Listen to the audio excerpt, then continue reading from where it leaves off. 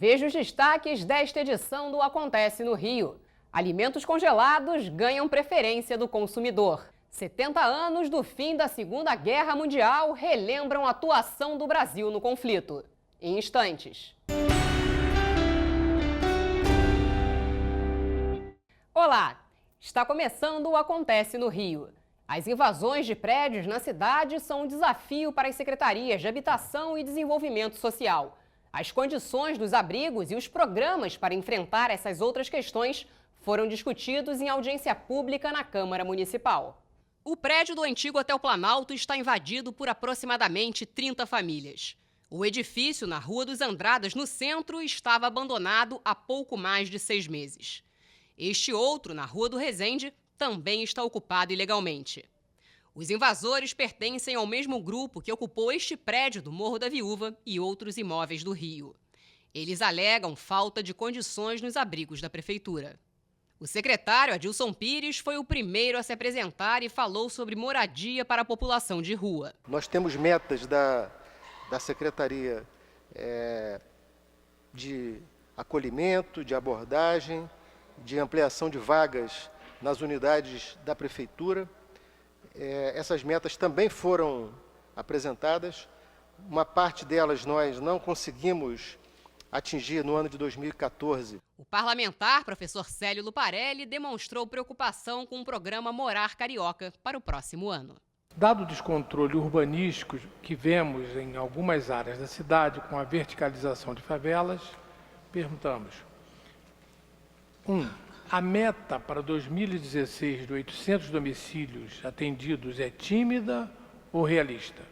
Essa meta, na verdade, ela está balizada pelos investimentos, volume dos investimentos do PAC. E não há, nesse momento, uma previsão otimista com relação ao ingresso de recurso federal através do PAC, né, que é a fundo perdido para os municípios.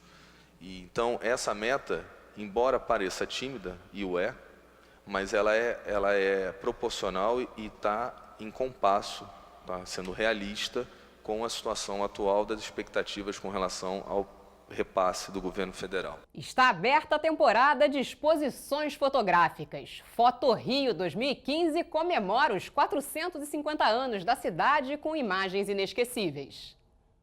A variedade de imagens revela o mundo que nasce a cada instante em que contemplas formas, ritmos, ângulos, expressões, impressões, fragmentos e sínteses. Assim escreveu o poeta Carlos Drummond de Andrade para o fotógrafo Alésio de Andrade. O carioca Alésio viveu anos em Paris e lá fotografou artistas intelectuais cariocas ou que aqui desenvolveram suas carreiras, como Vinícius de Moraes, Manuel Bandeira, Otto Lara Rezende, Rubem Grilo, Di Cavalcante, Rubens Gershman, Lígia Clark, Chico Buarque, Gilberto Gil, Glauber Rocha, Celso Furtado, Oscar Niemeyer, entre outros que estavam no país por conta de algum trabalho ou devido ao exílio, mas que ampliaram a história do Rio através das fronteiras. A curadora Patrícia Newcomer, e ex-mulher do fotógrafo, juntou essas fotos tão pessoais e públicas para homenagear a cidade. Él nació carioca y nunca dejó de ser, a pesar de que adoptó la vida en París, siempre quedó lo que era, con su idioma, con su cultura y sus referencias literarias, y no cambió. Essa amostra está dentro da 7ª edição do Foto Rio, que esse ano homenageia a cidade do Rio de Janeiro, que completa 450 anos. A homenagem é mais que merecida, já que além do aniversário, a cidade é uma das mais fotografadas do mundo. Aqui foi o primeiro polo fotográfico do Brasil. Aqui também foi feita a primeira fotografia ao sul do Equador, em janeiro de 1840, diante do imperador. E temos ainda o título de fundar o primeiro fotoclube do país. Na exposição, a cidade está revelada em paisagens, nas fotografias de pessoas conhecidas ou não, nas manifestações políticas e populares e nas cenas do cotidiano. A fotojornalista Ana Carolina Fernandes apresenta seu olhar particular de contar a história através dos últimos acontecimentos, como as manifestações e as remoções na cidade.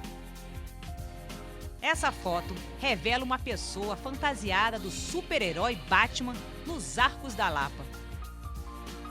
Mesmo das tão fotografadas praias cariocas, a fotojornalista consegue tirar poesia de cenas do cotidiano, acompanhar a fé que move os cariocas, seja ela religiosa ou a fé pela bola, paixão nacional e com certeza carioca.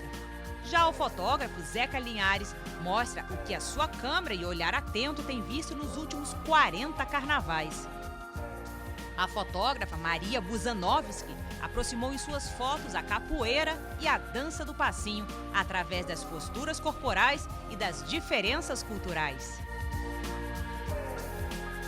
E se os olhos são as janelas para a alma, como disse o escritor Edgar Allan Poe, Ana Rodrigues fez da janela da sua casa um espaço de revelação e aproximação. Na verdade, era uma curiosidade saber se as pessoas criariam uma relação de afeto com uma imagem no mundo em que você vê as imagens perdendo a validade tão rápido, né? As pessoas veem as fotos no Instagram e nem ligam. E eu queria saber se seria possível ainda criar essa relação de afeto. E foi uma grande surpresa porque tem muito afeto ali. Durante 365 dias, ela fotografou da mesma janela e com o mesmo ângulo de captura. E mesmo nos dias que ela não pôde fotografar, teve a colaboração do curador e do namorado, que não deixaram a outra janela de exibição, o Instagram, sem novidades. A obra continua em processo e alguns comentários como esse continuam a ser compartilhados no mundo virtual. Foi muito gostoso receber o carinho das pessoas que falavam: cadê a sua janela? Eu não consigo nem me vestir sem a sua janela. Eu já recebi depoimentos muito legais de pessoas que eu não conheço me falando que elas não têm janela na casa delas, né? Elas não têm uma vista aberta como a minha, e que então elas usavam a minha janela como a janela delas. Enfim, foi muito carinho esse tempo todo e tem sido muito carinho. Vacina contra a dengue pode ser realidade em 2016.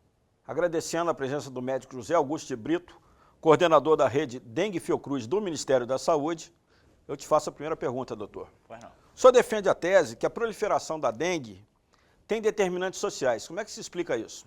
A grande questão é que todos acham que a dengue é somente um problema da saúde.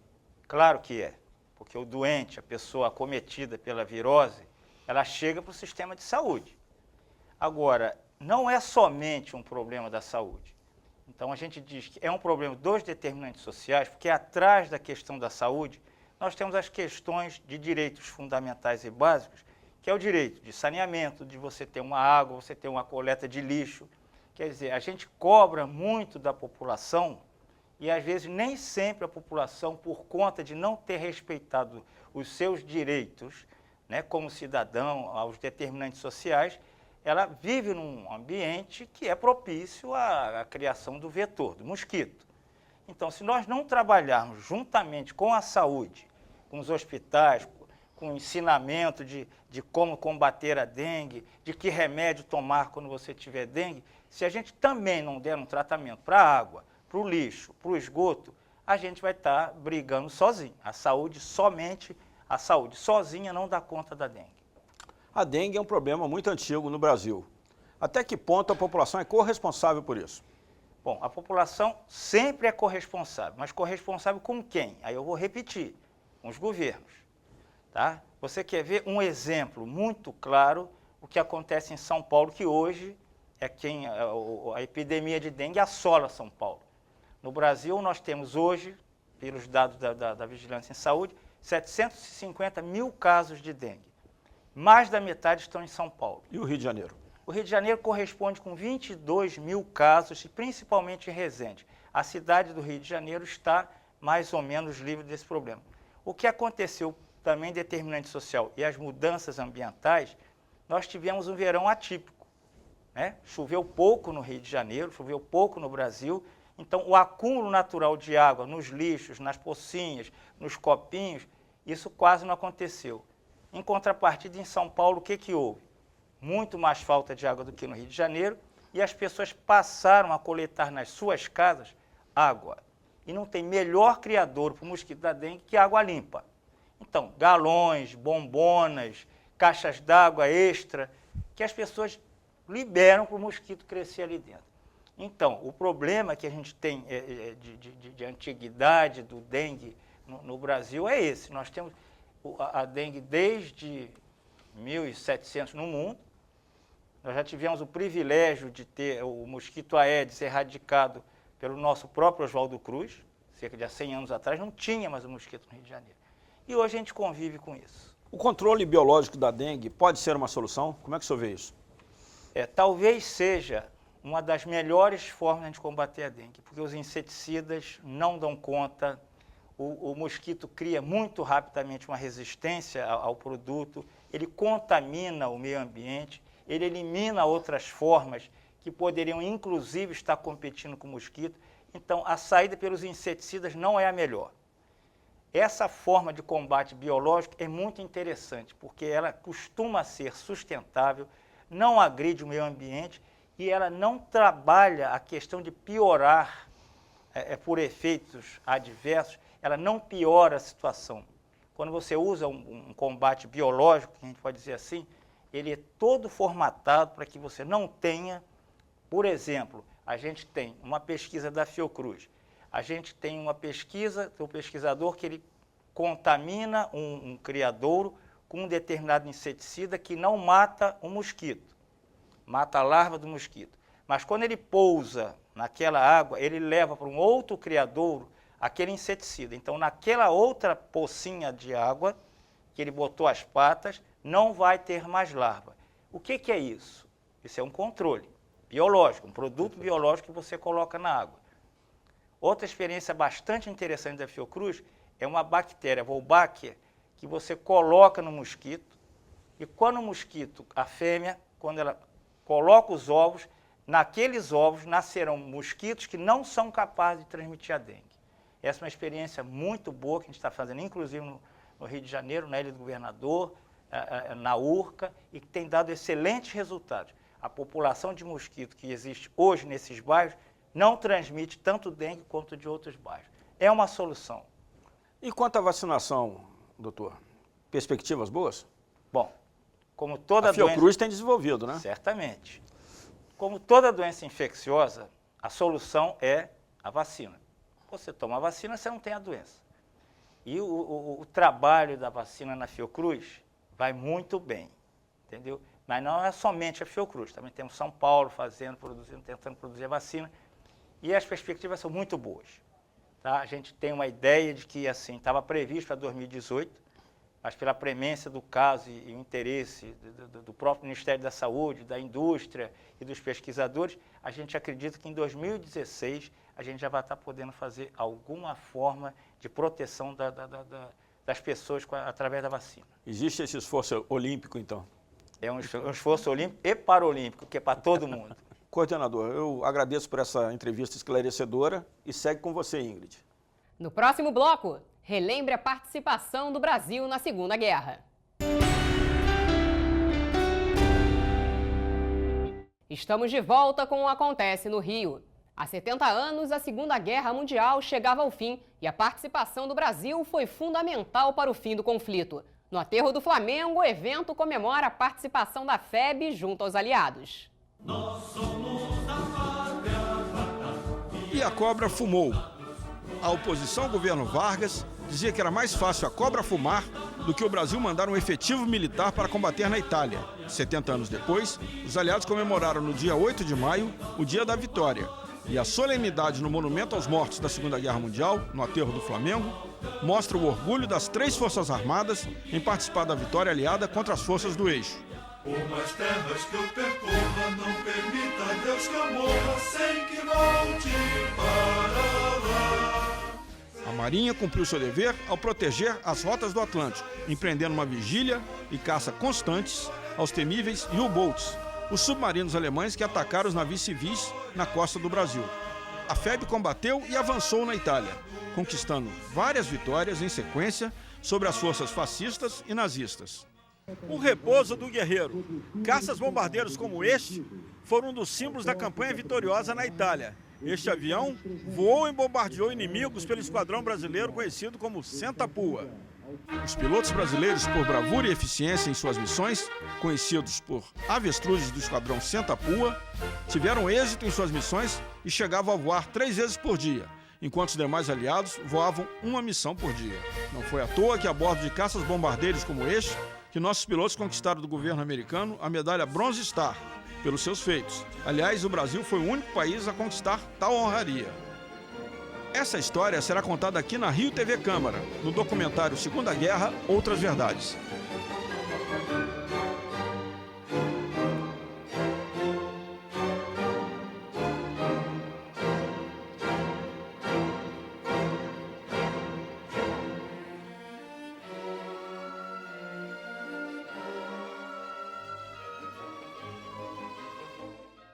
Mercado de congelados espera um aumento nas vendas com mudanças de hábito dos consumidores. Veja na reportagem. As vendas reais dos supermercados no Brasil devem subir 2% em 2015. É o crescimento mais tímido desde 2006, segundo pesquisa da Abras, associação que representa o setor. Os reajustes nos preços e a falta de tempo têm feito os consumidores mudarem de comportamento. Essa tendência já vem ocorrendo já tem alguns anos. Certo? Pratos prontos e massas rápidas têm vendido muito mais do que o produto de cesta básica. Eu trabalhava até o ano passado, então chegava em casa meio-dia para arrumar almoço, não sabia o que fazer, aí ia no congelado, né? É mais prático, eu sou sozinha, então para mim é rapidinho, né? Mas muitos cariocas não consideram os congelados saudáveis e saborosos. Antes eu comia bastante, né? Comprava um monte de porcaria congelado para mim e para o meu filho. Hoje eu faço dieta, então tem que ter foco. Eu compro mais na feira, carne na feira, entendeu? O gosto não compensa. Pode ser que agora o gosto está compensando, porque eu comi comida congelada já há muito tempo, né? Se por um lado os brasileiros estão indo menos aos supermercados, por outro a preocupação com uma alimentação saudável aumentou. E essa preocupação com os bons hábitos alimentares está refletida no surgimento de novas empresas e no aumento de vendas no mercado de congelados saudáveis. As vendas no setor de congelados crescem de 3 a 4 vezes mais que as dos produtos convencionais. De olho nesse mercado em expansão, o francês Arnaud abriu uma cozinha industrial comandada por grandes chefes. A gente fez uma pesquisa do mercado e a gente percebeu que tinha uma carência nesse mercado e que a gente podia, com esse processo de congelamento, de processo a vácuo, ajudar o dia a dia dos hotéis e dos restaurantes do Brasil, do Rio de Janeiro e do Brasil em geral. O processo de armazenamento é a vácuo para manter a integridade do alimento e evitar a perda de umidade e nutrientes.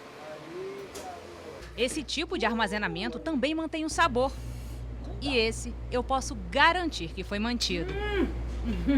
Os produtos são congelados de maneira ultra rápida. Eles podem passar de uma temperatura de mais de 180 graus a menos 18 graus em um curto período de tempo. Esse método conserva e aumenta a vida útil dos produtos. O francês ressalta o crescimento do mercado. Tem mais e mais, não todo dia, mas tem mais empresas igual a gente que estão oferecendo para o consumidor pratos mais saudáveis, com diferentes receitas. Então, sim, tem um crescimento.